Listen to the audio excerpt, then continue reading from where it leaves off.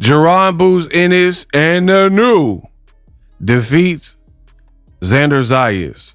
Do you want to know what really happened? In this video, I will pull no punches. I will keep it real. In this video, I will give you the good, the bad, and the ugly.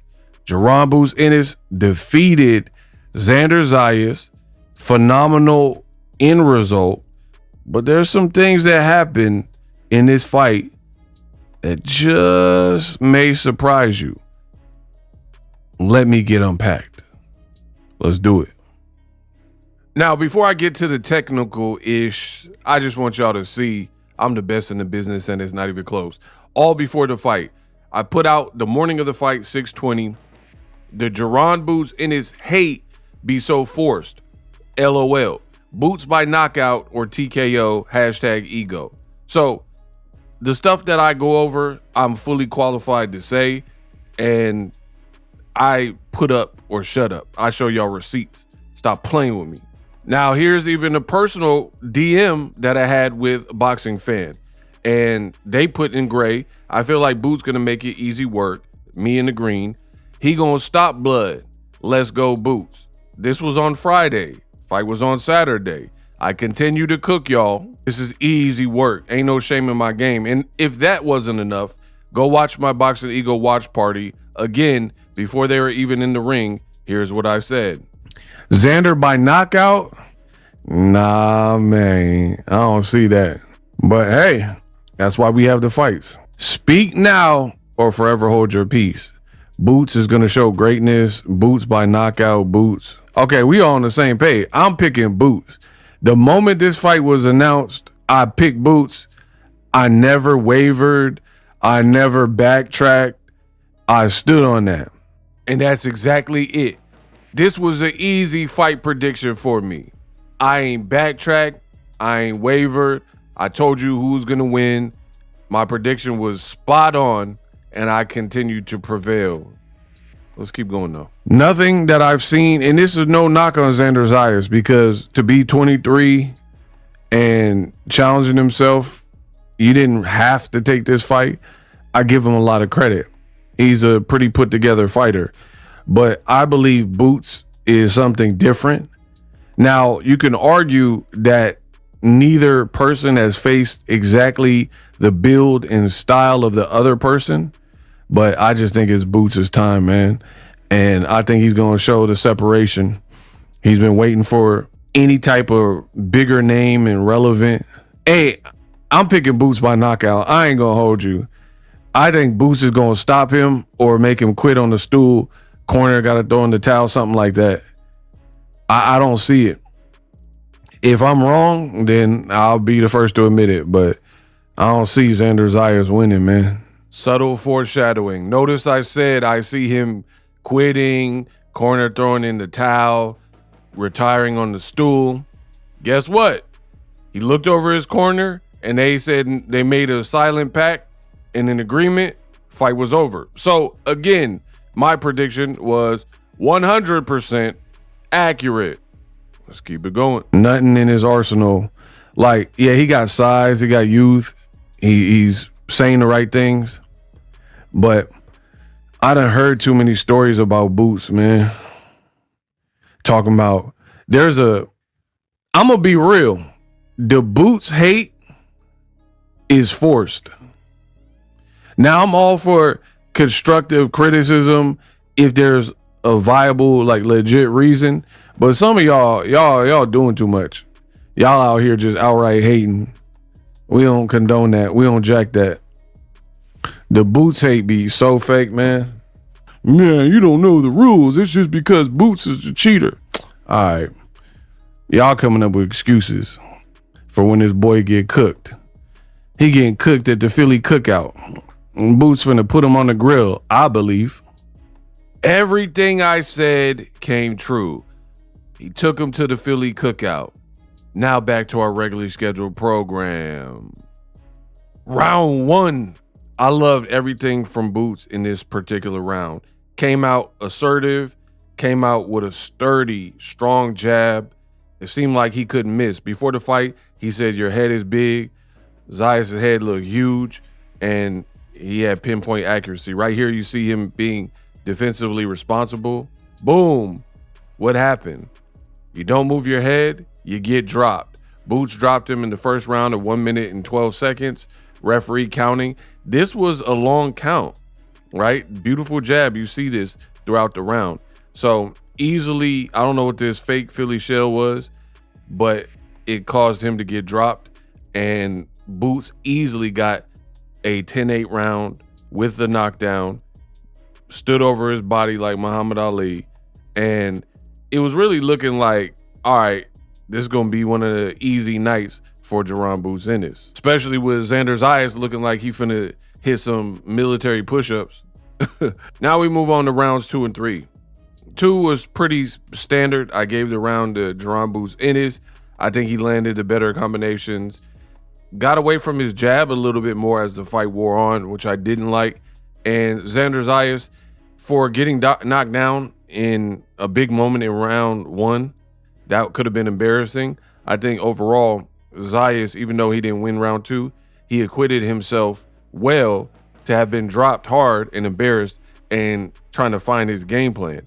Round 2, it didn't look like he knew exactly what he wanted to do. It looked like Zayas was more or less surviving and trying to figure it out, learn on the job, real workmanlike. Round 2 for Boots. But round 3 is where things got real interesting. The beginning of the round looked like another typical Boots round, putting his punches together, flash, pizzazz, panache, explosive. But something happened, and here's where the story starts to get real interesting. Round 3, about 1 minute and 41 seconds. I think since Boots had been very well dominating the fight, he started to feel himself and get a bit overconfident. Despite the fact that Zayas was bigger than him and young and trying to win the fight, he started feeling himself. And they say, don't hook with a hooker. He got in a phone booth and exchanged with him. You look at him loading up, trying to do a cuffing punch. And as you see here, Zayas was throwing with him and caught him with a right on the button. And I think in this sequence, given the momentum, it caught Boots off guard and it really buzzed him. And he landed, Zayas ended up landing the better punch here. So Boots got reckless right there.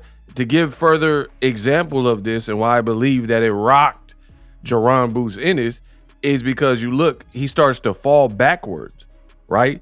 And eventually you'll see he fell back so much that the camera angle, he ended up falling like out of the frame. You see the camera angle ain't moved, but then Boots Ennis moved and he completely out of the frame.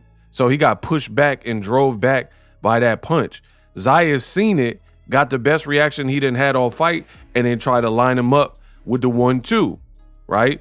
And started releasing some combinations. Having minimal success in round 1 and 2, he tried to carpe diem, seize the day and the opportunity, and he started trading with Boots even more because his confidence had grown. Around the 1 minute 37 mark, he landed another big shot on, it looked like the equilibrium area. He landed a hook, Xander Zayas did. And I think that further caught Boots. And you see it is landing pretty flush. He was already buzzed by the first punch in that equation, in that sequence, right? And there was, I believe earlier in this round, there was another punch that caught Boots reckless.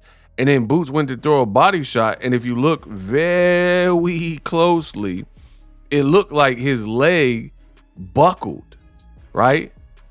So to me, that looked like, I don't know how you interpret it, but for me, it looked like Boots was on unsteady legs and was genuinely hurt in round 3 around this stanza. So much to the point where after he began to clinch. We don't really see Boots clinch. I think I've seen Boots clinch more in this fight than any other fight that I can remember, right? So why did he initiate the clinch if what I'm saying is not accurate? And why did his leg buckle, right? It looked like he bent down and his leg buckled trying to throw a shot. That's not really normal unless you got some cobwebs. So very good moment for Xander Zayas. And when I say Boots clinched, I mean it. He was bear hugging him and clinching hard in that given sequence, which further lets me know that he did feel those punches and he didn't like that, right? And that's no knock on him. It's actually a good thing. If you do get rattled, you do get buzzed, you should clinch. You shouldn't just like try to trade it out, right? In that given moment. Floyd Mayweather did it with Shane Mosley. So smart move by Boots. Now, after that whole sequence in round 3, throughout the fight, I noticed a couple things from Boots a little bit weird. When I tell you I watch boxing, I really watch boxing. So it looked like he was trying to clear out his sinuses, his nose throughout the fight. I don't recall that in other fights from Jaron, Boots, Ennis. Don't know what that was about. But also in round 4, there was a motion or a punch he tried to get out the way of. And the way he stepped and in the face he made right after, it almost looked like he had twisted up his knee or his legs weren't fully cooperating or something, because the facial expression that he made looked like somebody with some type of injury. Again, I'm not a doctor. It's pure speculation. It looked like maybe he tweaked his knee or his leg or his hand was hurt. I don't know. I don't know what was going on, but he made a face. But you're a boxer, you got to keep that poker face and not show too much vulnerability. Immediately after the 3rd round in round 4, I felt Boots' reaction time was a little lagging. You see right here, a right hand landed right before this timestamp on Jaron Boots in his flush. He kind of tried to roll with it, but it looked a little bit delayed. Looked like the punch landed like very flush. And then after, he tried to roll and, you know, shell up and kind of catch and shoot a little bit. Well, he didn't really shoot, but he rolled with the punch a little bit, waiting for the additional shots, if you will. But the first shot, actually go watch that timestamp. It looked like it landed. So I think all in all, Boots started feeling himself from round 1 through about round 2. And then he got a little bit overconfident, and just perhaps the size and the determination of Xander Zayas was just better than he expected. He thought it was going to be a cakewalk, but he ended up being pushed a little bit more than he probably thought. Now, after round 4, that's probably where the danger ended. And then after that point, it was really the Boots Ennis show. And he got in his vintage form and really took over the fight for me. And there were no other signs of danger. Another thing I'm going to give Boots a lot of credit for is, I mean, you're a fighter. You're going to get hit. You're going to go through those moments. He conducted himself like a true champion and a true professional, because he fought a dangerous fight. You know, fought fire with fire, didn't back down. He's a real fighter. That's what I'm getting at. He is truly a real fighter, because he's willing. He's one of them fighters willing to put it all on the line, even when maybe it's not even advisable to try to turn things around and get something done for himself. He's walking that is a talk he's talking and a walk he's walking, because he definitely fought fire with fire. And ultimately, as the fight wore on, it was more so like rounds 1 and 2, which I love from Boots. When we got out of the 4th round, Boots really took over. So by round 5, he started to really unload on your boy Xander Zayas. What did Ronda Rousey's coach say? Head movement, head movement. Absolutely no head movement at all from Xander Zayas. There's no way you can fight Jaron Boots Ennis, a tenacious puncher, and take that type of damage upstairs. Absolutely, Xander Zayas had no game plan from this point to the end of the fight. None at all. No defense, no head movement, and he had spent his wad. You tried. You're not the biggest puncher out there, and you had whatever success you had in round 3, and then you started getting cooked. This is the Jaron Ennis I love to see. Now, peep how greasy Boots did him here. 1 minute, 24 seconds, round 5. You see Zayas, being young, he started to lose his form. As he was taking them headshots, maybe he wasn't thinking clearly, and he has this big, wide punch. And right after that, Jaron Ennis, you see his hand already in motion, timing him. He times him with a beautiful, a peach. I could eat a peach for hours. What movie is that from? A peach of an uppercut and dropped him. Douche! Remember when Jaron Ennis and Boxingego said the man had a big head? Well, he got the whole golf ball swing and got teed off on. Very nice, nasty. I don't know why a lot more younger fighters don't reach for that punch, the uppercut, but it was mean. And Jaron Boots Ennis got a mean one, teed off, hit him with the golf swing uppercut from underneath. You know, Zayas throwing wide, trying to land his own shots, completely didn't see it coming. They say in boxing, the punches that hurt you the most are the ones you don't see. Boom. I mean, he's hurt. He drops like a ton of bricks, like a sack of potatoes. He's out of here. Get the boy out of here. Pack him up. UPS, FedEx, Amazon Prime, next day shipping. Jaron Boots Ennis shows up in a major way, cooks the boy, drops him. He's badly hurt, looking like the fight should be over shortly. And Zayas got over a minute to survive. A lot of time in boxing. The cold part is Jaron Boots Ennis is such a illa. He was trying to clip him on the way down. You see that? Like, the man's already falling. Can you let him fall in peace? He trying to hit you with another. These boxers are crazy. He trying to hit him on the way down when he looked like he out of here. Jaron happy with his work. Woo! I mean, I don't know what type of power that is, but when he got you tooted like that, the fight's dang near over at that point. I mean, it looked like he on a slip and slide or at a water park or something.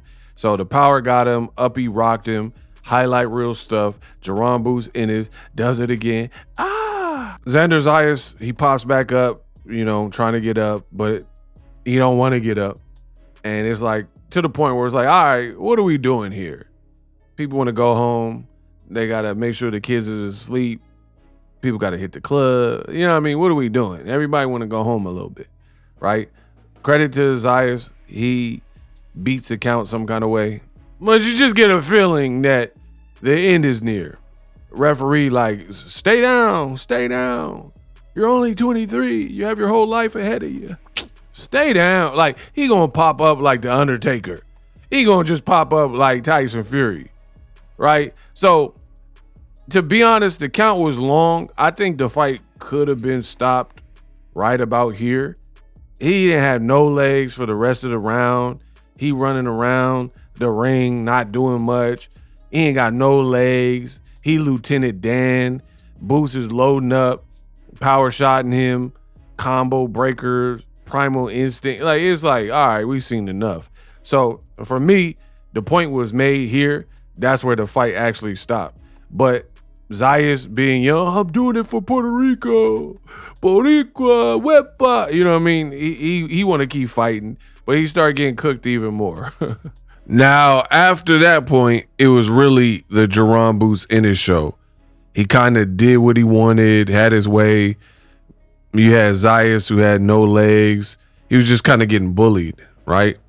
Boots, great finisher in boxing, smelled blood, seen that he was hurt, all these things. So it ended up being a great win for Jaron Ennis. He becomes a champion and he moves on.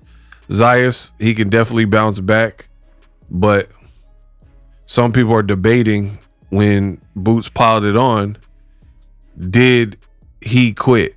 Did Xander Zayas quit? He kind of looked at his corner and checked out, right? They kind of made a silent agreement. So, yeah, he's young enough. He could bounce back. Jaron Boots Ennis moves on. End of story. Now, in my breakdown, my series, what really happened? I don't beat around the bush. I don't sugarcoat. I played the stuff from the beginning, showing you I was picking Boots by knockout. And I said that Zayas could quit or his corner could throw in the towel. I mean, I don't know how much more accurate I could have been, with my assessment. So this next portion, take it how you want. It don't really matter to me. I've already shown that I'm the best in the business, and it's not even close. I tell you the good, the bad, and the ugly. Good, Jaron Boots Ennis had a very good performance. He won the fight. He becomes a champion. He moves on. That's the good for him. Now, the bad, I'll say the bad and ugly, I'll lump it up together. The bad is that third round, right? Now, Xander didn't really win many rounds. I want that to be clear. But the fight was still competitive, if you know what I mean. Just because you don't win the round doesn't mean you're not competitive in spots. So I'm not challenging or questioning who won the fight. I'm not challenging or questioning the stoppage. All of that was just like I predicted. What I didn't necessarily predict was the level of intensity that the fight grew to, and that's kind of the bad for Jaron Boots Ennis, right? Because I know some people are going to say, oh man, ego, it's a fight, you're going to get hit. True indeed. But not only did Boots get hit, this was really his first fight at 154 to me. Now, again, I'm going to have some people who come on here and they're like, no, ego, he already had a fight at 154. I know that. But it didn't really, I don't really even count that Lima fight because one, who is Lima? We didn't even know who that guy was, right? At all. So, yeah, I don't really incorporate that. Yeah, it's one fight at 54, but the fight literally wasn't a fight. It lasted one round and he knocked the guy out. And it wasn't against a known commodity, right? So the reality is this was his first real test at 54 against a full-fledged big person. And, you know, he passed with flying colors. But I still believe there's portions of it he could have tightened up. And I'll continue to explain that in this video. And if you're a diehard radical that you don't want to hear both sides of the coin, don't watch my channel. This is not the channel for you because I'm going to keep it real. Now, just to give you guys another opinion in case you don't trust what I said.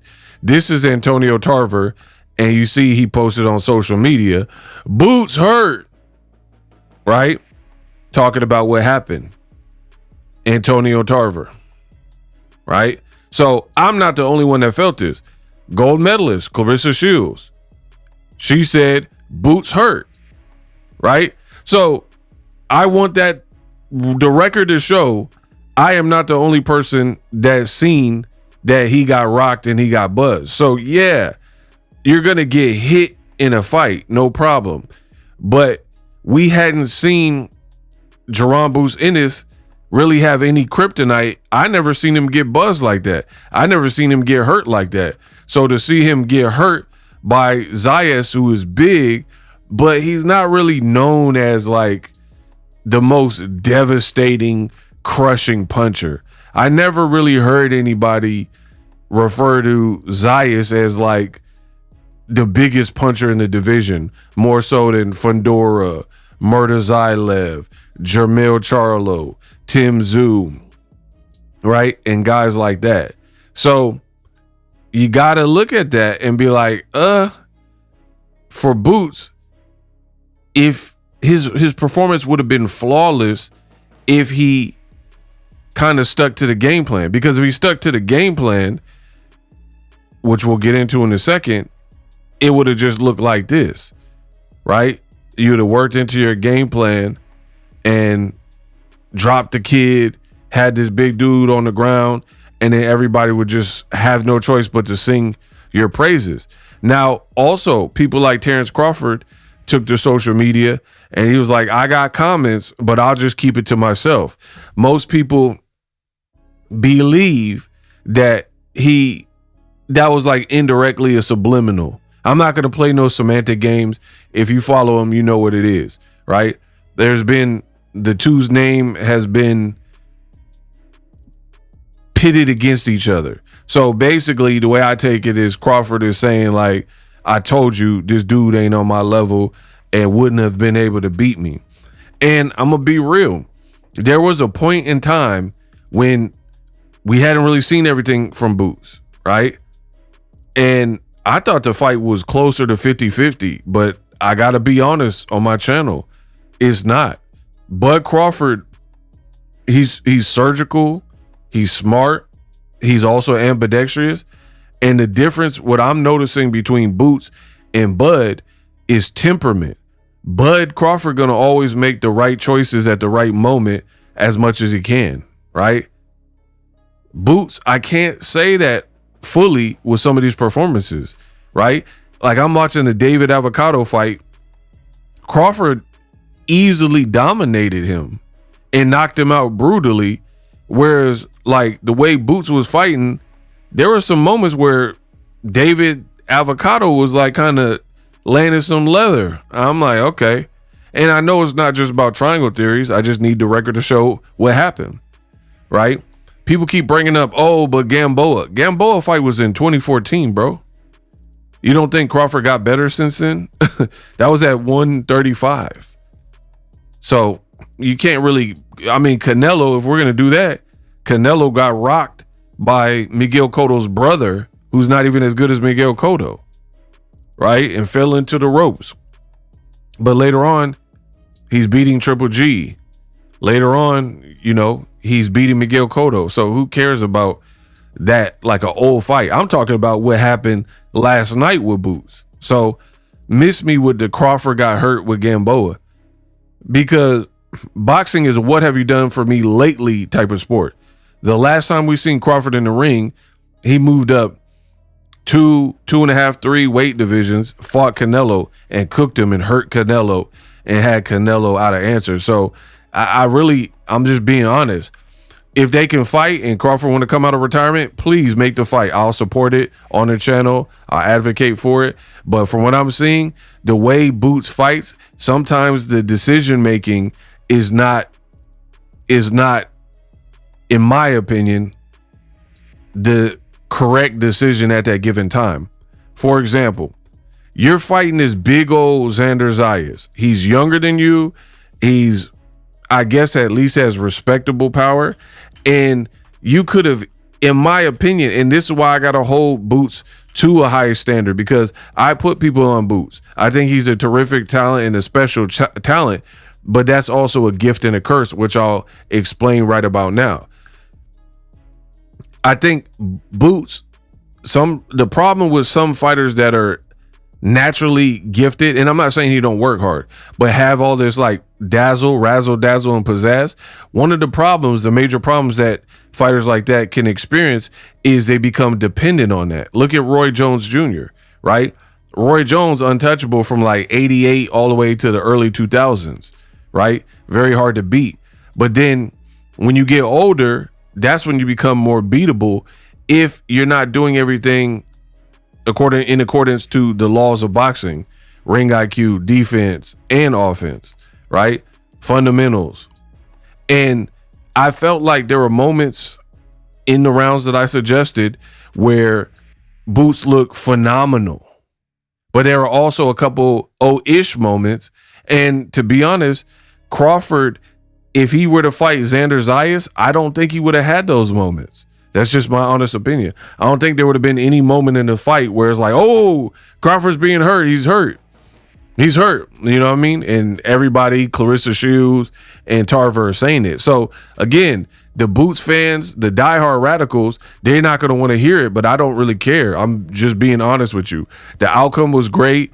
Boots is exciting. I'm going to keep supporting and watching his fight. He got a couple photos that are just like straight raw, like dope, some of the dopest photos.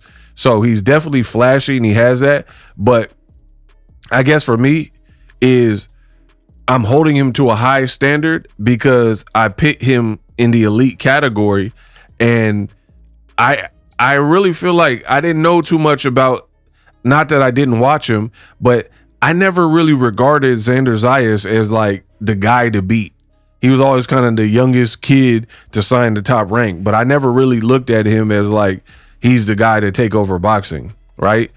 Because Top Rank has a couple fighters like that, like Torres, and you've seen him, he just got brutally knocked out by a veteran in Sanchez. So he was kind of in that mid-tier, like you got to fight him the right way. He's big, he could box pretty good. But I never looked at him as like what I look at Jermell Charlo when he was undisputed at 54. So I think Boots, he could have, but he didn't. You know what I mean? In terms of this could have been an easy fight. You got this big kid who he looked like he rehydrated past 180 pounds to me, right? So he looked huge in there, and you could have felt him out and boxed for 3 rounds, then start breaking him down. It would have been an A+ flawless performance. But when I'm seeing you get pushed back and your head rocked back and you got to clinch, which is smart. I already said that in this video. It's smart, but at the same time, that moment, even having that in this fight, it denigrates your performance just a little bit. And that's just the honest truth, right? So the outcome was great. Walking out with Jadakiss was great. You eventually made him submit. The finish was great. When you put your punches, when you're doing everything right, good, no problems, no questions asked. But it's just like a mentality thing. And here's the thing why I gotta drive this point home. Jaron Ennis, I don't think he lacks the skill to do it. I think he's lacking the mindset. He's a Gen Z fighter, and this is why some Gen Z fighters, I don't really trust them, like the Andre Wards, like the Floyd Mayweathers, because they got all this like energy and hyphy, but you're not going to make the right choices at the right time, which to me, one mistake can cost you. Xander Zayas, I never looked at him as the world beater, despite him being a champion. We know in boxing there's different ways to become a champion. I never looked at him as a one-shot KO artist like Gervonta or Beterbiev.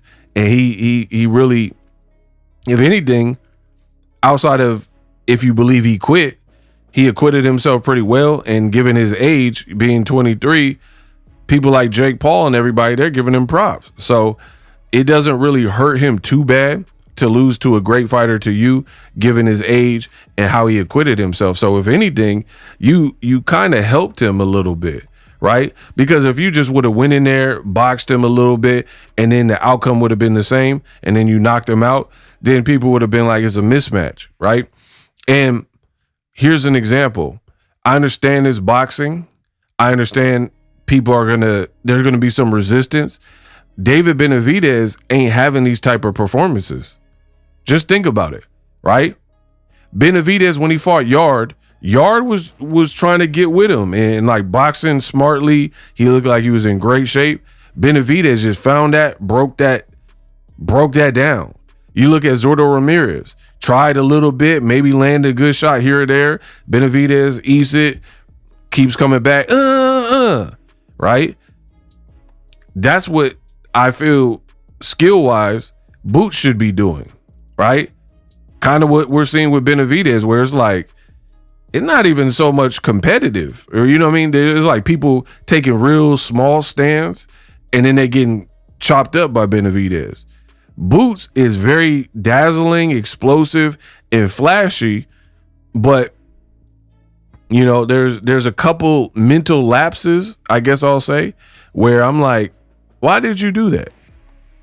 You know, like it don't make sense. And then when you bring this up, Boots seems to get almost irritated, and he'll be like, oh yeah, there's this narrative about me, y'all saying I get hit too much, but y'all favorite fighters get hit more than me, right? He literally was on Gilly and Wallow podcast talking about this and pretty much complaining. So this is the Gilly and Wallow podcast where Boots was talking about getting hit too much. Play the clip. Boots, they can't really talk about you. They can't say anything because when you look in that greatness, it's hard to really like critique it, right? But the one thing, fake narrative that they try to put out there is Boots get hit too much.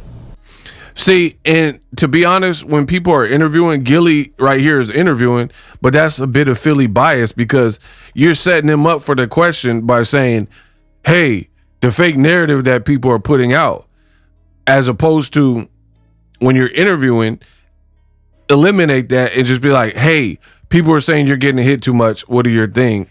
What do you think about that? Right? Gilly is kind of giving him a way out, letting him know, hey, it's a safe space. We're friends. We're all from Philly. It's a fake narrative. So you're almost like coaching the interview. That's what I feel. So I would have preferred if Gil was like, people say you get hit too much. What's your response? But he's already letting Boots know it's a fake narrative. And then, of course, Boots are going to be like, yeah, it's a fake narrative. So keep in mind. Try to put out there. Fake narrative that they try to put out there is Boots get hit too much. And I said, well, just tell me one fight that Jaron Boots Ennis was in that he couldn't have left out the ring and went to the club. And if you didn't know he was in a fight, you wouldn't know he was in a fight. How do you feel about them putting this fake narrative out there that you get hit too much? At first, I used to be like ready to be saying anything, but I feel like, now that I see, like, they gotta find something. When you great, they find they nitpick anything. Same thing with Floyd. It was nitpicking at Floyd, saying he was born. Nothing like Floyd Mayweather in terms of it, because Floyd was pitching shutouts, not even getting hurt in some of these fights, and people still complained. Like Canelo. Nothing happened to him in the Canelo fight like what happened versus Boots Zayas. Canelo was also regarded higher when Floyd fought him and much younger, right? And you look at Floyd versus a younger Canelo, he toyed with him. Boots, for the most part, toyed with Xander Zayas, won most of the rounds. But again, he could shore up that rounds 3 and 4, where like we're seeing you twice in the round look like you're getting buzzed, right? Because he's beating guys too easy. But they just, when you great, they find one little thing and they try to run with it and just take off with it. But like I always say, I go in the ring the same way I come out. I don't have no cuts, no bumps, no lumps, no bruises, none of that stuff. And all these fighters that be fighting, they be getting cut up, bumped up, eyes swollen, and they don't say nothing about them. And if I do get hit, I roll with the punches, or sometimes, it's boxing, you gonna get hit, but they make it seem like I just be in a war, a Mexican war, and fighting. Like it's crazy. Like, but I tell you, at the end of the day, I take it as a compliment for real now. And I just let it be. Boots. Okay, so again, this came up multiple times before the Xander Zayas fight, right? And y'all can say whatever you want about me in the comments. I picked Boots. I've been rocking with Boots. I showed you at the beginning of this video. So the reason I showed you is to deliberately show you that I don't got a dog in the race. I'm not from Philly. I'm a boxing fan, right? So I'm just giving you my honest take. Good, bad, ugly, indifferent, it don't matter, right? So before the fight, it came up, a reporter asked you, hey, you get hit too much. And he's like, man, y'all putting out fake narratives on the Gilly show. Fake narratives. It's all of these fake narratives against me, right? But then if you watch the David Avocado fight, right? And you watch and look at that fight, he's not supposed to be on your level at all, and you were getting touched by him. Crawford didn't get touched by him. Yeah, you got a chin, it looked like, and so you're not getting, like, in every fight, you're not getting hurt necessarily or visibly hurt and rocked, but you're still getting touched up a little bit too much in small pockets, right? And Gilly on the podcast was like, fake narrative. He could have went to the club. Most people's biggest complaint is the resume is not illustrious at this point. So Xander Zayas is probably, him or Stanionis, probably your biggest name. So that's the other thing that people are conveniently leaving out, right? Leaving out the fact that, yeah, it's not just getting hit. You will get hit. If you fight Benavidez, If you fight Canelo, Floyd Mayweather, Cotto, it's expected you get hit. But you're getting hit by David Avocado and Karen just lost, if I'm not mistaken. You know what I mean? So these are like almost middle of the road guys that don't have your speed, don't have your skills, don't have your size outside of like certain people like Xander, right? That's the big problem. You're bigger than most people outside of the guy on the screen. And look at this. So Boots and Gilly and Boots in interviews spent all this time talking about, hey, I don't even be getting hit like that. I don't even be, but explain this picture. Like, what are we talking about? Right? And then like, am I really supposed to act like I don't see what I'm seeing? So you can't really be mad at people saying you get touched a little bit too frequently in spots. I get it. I'm not hating on the outcome of the fight. I'm happy you won. I think Boots makes for the bigger and better fights with Fundora, Charlo, or whoever else. But I mean, the proof is in the pudding. Like, you're like, I don't get hit. When have you seen Gervonta Davis and his head was getting rocked back like that? When you seen Terrence Crawford and his head is from getting hit? And then even if you did see it, like you're like, oh, Mayweather got hurt. He got hurt by Shane Mosley. That's a Hall of Famer. We don't know Xander Zayas is a guaranteed Hall of Famer. So I don't feel that Boots, given how he fought in this fight, particularly third and fourth round, you didn't really put those notions to bed about people saying you get hit a little bit too much. If anything, you fed him. That's why Crawford's saying what he's saying. That's why Clarissa and Tarver and all these people said you were hurt, and probably bloggers, people doing watch parties probably be like, oh, he got hurt. I thought he got hurt. He got buzzed, right? Virgil Ortiz talking spicy now. Like, oh, yeah, I'm for sure finna get with him. I'll sleep him, right? So that shows me not that you're not skilled, but it shows me that you might want to listen to the crowd a little bit. You know what I mean? And this is the problem with a lot of these Gen Z fighters particularly. I have not seen it as much as I've seen it with Gen Z. These people have like big egos, and they're, no pun intended, and they're fragile egos, right? Very thin skin. Like, you say one thing, oh, you a op, you a hater. Like, I ain't never had to hate on nobody my whole tenure of doing this. I'm just keeping it real. Show me a picture and people are gonna be like, oh, Mean Machine dropped him. Bro, you get dropped, you get hurt. I'm not even tripping off that. His head is getting rocked back by Xander Zayas to the point where he took the whole thing flush and wobbled. And I've already broke that down. That's why I did that part first. And it looked like his legs were buckling. All right. You're hard pressed to find that from Gervonta or Usyk or Crawford or Inoue. And then even if you did find the moments, because it is a fight, how far and few in between is it? How frequently is it happening? And then who are they in the ring with? Right? Who's doing it? Like, who? Okay, Tyson Fury did that to Usyk or what? Like, what are we talking about? Because you let a 23-year-old do that. And again, I don't think it's a lack of skill with Boots. I think I know fighters like him. I know boxers like personally, and I've been around it. I think the biggest problem with Boots is fighters be getting bored in there. They want that highlight reel stuff. They want that sizzle. You know what I mean? So by any means necessary. But you shouldn't do it to the point of putting yourself in the line of fire and potentially getting hurt, stopped, rocked, or lessening your performance because you have to be on go at all times. That's my only complaint with what I've seen from Boots. All in all, B plus. But what gets you to the A is making better sound decisions with your skill set. Point blank, period. I don't mince my words. I mean every word I'm saying.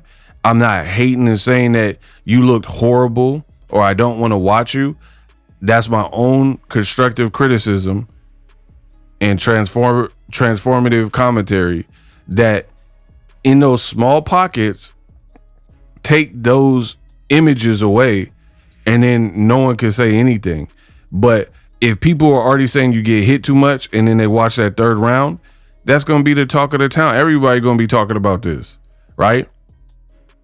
And Boots going to be, oh man, it's because when you great, people will nitpick. Wrong. And I can prove it's wrong. Here's how. Emiliano Vargas just had a fight on the undercard right before Jaron Ennis. So he fought kind of a middle of the road dude. He didn't even fight orthodox, and he's an orthodox fighter. He fought like a southpaw, and he dominated Bryce Mills. So tell me if people were gonna bound to hate and all this type of stuff, tell me what you can hate on Vargas about with his performance versus Bryce Mills. He got a 4th round knockout. He got it in the non-conventional style of his, right? Meaning he's an orthodox fighter and he fought the whole fight pretty much southpaw. He got knockdowns. He hurt the dude more than once, dropped him more than once, finished him off. There's nothing you could really say. There's nothing you could say. Boots could put himself in that conversation by cleaning up. So, like, you don't always have to be on gold, bro. That's what I'm talking about. A lot of fighters that have special skills and they know they got power, they just trying to sizzle you. They trying to like make an example out of you.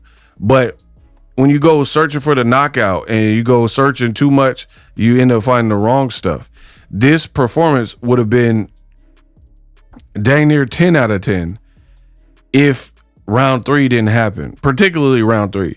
But also, I think a couple other moments, mostly round 3. So, again, the good thing about Boots is he's young, under 30. He can learn from it. Winning is winning. You know what I mean? So he won. He didn't get dropped. He didn't get beat up. He didn't lose the fight. He wasn't down on the scorecard. So I'm not trying to be harsh on that, right? It was a splendid performance. But I think clean up, and the way he could clean up is use your skills. This dude had nothing for you, right? For real, for real. If you fought how you fought him in round 1, he can't touch you. That's why if people are like, oh, you're being hard on him. If you think I'm being hard, you ain't really seen me being hard, but whatever. But it's the real reality is use your skills. And I'm always going to be hard on anybody who has all the skill in the world, but don't necessarily use it. I mean, if a person was talented in basketball and could be in the NBA and they're messing around, partying and doing drugs, would you be like, just allow it? Or would you be like, hey man, Johnny, you really squandering your talent, right? And I'm not saying like he on drugs or squandering his talent. He did his thing, but I think he can take it up another level. Just box. You say you can box, and when he's sharp and when he's on defense, he's hard to hit. And he's doing the matrix, but I think he gets bored in there. I don't know if he has ADHD or something, but I feel like he gets bored in there, and then he don't want to box, and he want to engage, and he like to brawl, and against the better names like even Virgil Ortiz or Fundura, definitely Crawford. I mean, Crawford's in the league of his own, but you can't make them same type of mistakes. Point blank, period. You can't, especially with a guy like Crawford or even Jermell Charlo. He knows tricks. He's a veteran. So you could improve the overall perception by cleaning up in that small area. You know, no more, no less. Very good performance. clean up in that little spot, and it's just making better decisions. Just box him. If you jabbed him, like, what happened to your jab after round 1? You just walking in the front door trying to sizzle him. What happened to the jab? You were jabbing great in round 1. You know what I mean? So I just feel like there's mental judgment calls, we'll say. Maybe it's like trying to prove critics wrong or whatever the case is. Like, look at this. Is this real? I don't even know if this is a real photo or AI. Y'all gotta chill. I can't tell if it's AI or what. But anyway, there's just these small pockets where it's like he did something and I'm like questioning, like, hey, why did you do that at that given moment, right? And again, I think he gets bored and he wants the fast-paced highlight reel. But if you go looking for a knockout, you increase your chances of being knocked out, right? So just in those small pockets, tone it down. The knockout will come. Clearly, you got speed and power.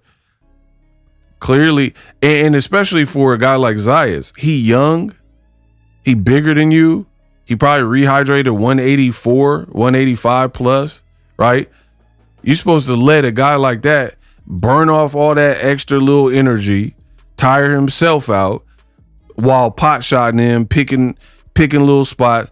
And then round 3, round 4, you start turning up the heat and suffocating him in that way, right? Done. And then nobody can complain because the outcome's still the same. Plus, it was flawless on your end. But there's moments in different Boots fights where it looked like he was punched out also. Like where he was like, I gotta slow down and at the very least pace myself because I'm getting tired hitting this big log. You know what I mean? So I just feel like Boots is a speedster, the speed demon. Pull that back a little bit. We know you're flashy, but your knockouts will be even more flashy if you don't have what happened in round 3 happen. And the Boots fans, the Boots brigade, y'all sound crazy. Like, oh, man, what do you mean you're a hater? All right, bro. The man himself said he got lazy and he'll go in the gym and correct it. So how is it hatred when a person like me who's been in the game, I've been covering boxing longer than he been a pro fighter, both of them. So why would I have to hate on them? I'm keeping it real. And I'm always going to keep it real at all costs. I don't care who's mad and who you're a fanboy of and a man fan of. I'm telling you straight, Boots is a tremendous talent, definitely one of the best, but I don't think Xander Zayas is the cream of the crop at 154.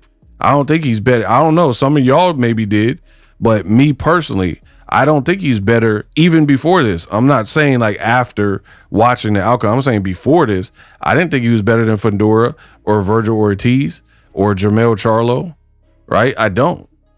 Oh, but he had 2 belts. I don't care about belts because there's different ways to get belts in 2026. We know that. Usyk just vacated a belt and Ajit Caballero, the WBC, gave him a belt. Don't tell me about no belts. There's many people getting belts through the email and Amazon Prime and belts. Like, so don't tell me about that.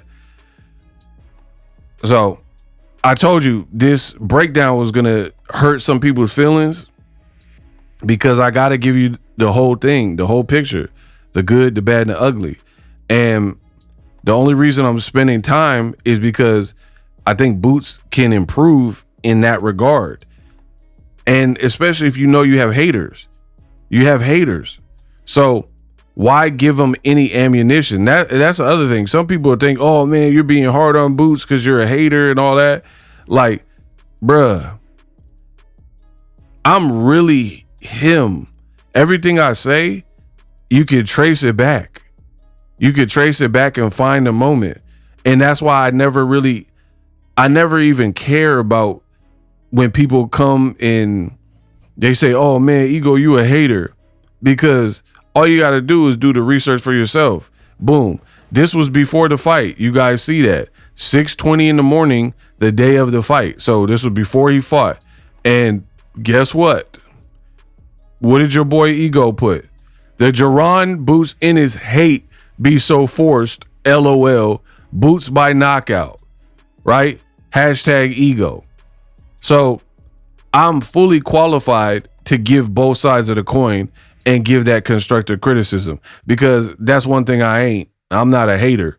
I told y'all today, or before the fight at this point, that Boots' hate that I was seeing was outlandish. So that just goes to show you my heart is pure. I ain't doing nothing for hate, because if I was, I wouldn't have put this out. If I wanted to hate on him, why would I have put that out before his fight? Why would I be picking him by knockout? So my people are like, oh, Ego, you're hating because your prediction was wrong. You lost money. How did I lose money when I picked the man and it happened exactly how I said? So I don't know what other channels y'all be listening to, what other vloggers and bloggers, but it don't apply to me. So yeah, I don't think anybody should be hating on Boots, because winning is winning. Despite me giving constructive criticism, who cares? He got the belt, he won. Xander Zayas has no head movement. He was out here getting cooked. And when Boots put it together, he showed you he's on another level. The one thing that I have to mention is you can have impeccable performances if you slow it down just a little. And that's what really happened. Hype the video, subscribe, we unpacked.